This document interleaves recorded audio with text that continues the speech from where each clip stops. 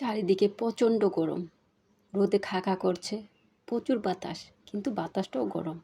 এই গরমে আমরা রীতিমতো পানি খাচ্ছি তো, বা বাচ্চারা খাচ্ছে তো। আর বাচ্চারা তো কোনোভাবে নর্মাল পানি খেতে চায় না, তাই তাদের জন্য বিশেষ করে এই শরবতটা একদমই সাধারণ। একটা লেবু নিয়েছি আর পরিমাণ মতো পানি নিয়েছি। আপনারা শরবতটা কম বেশি করতে পারেন।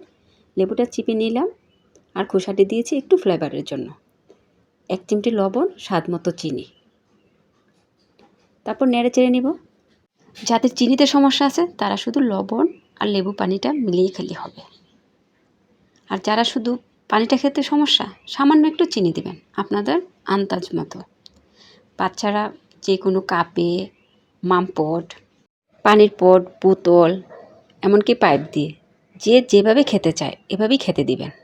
এই পানিটাতে 2 টুকরো বরফ দিলে খেতে শান্তি লাগতো, কিন্তু স্বাস্থ্যসম্মত না। এটা নর্মাল পানি দিয়ে আমি বানিয়েছি।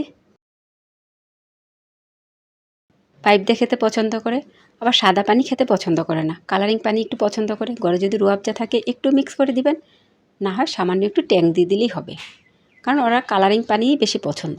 যেভাবেই হোক বাচ্চাদেরকে বেশি বেশি পানি খাওয়াতে হবে এই গরমে। আর আমরা তো বড়রা কোনো কথাই নেই, বেশি বেশি পানি পান করতে হবে। এই ভিডিওটা দেখার জন্য ধন্যবাদ। আল্লাহ হাফেজ।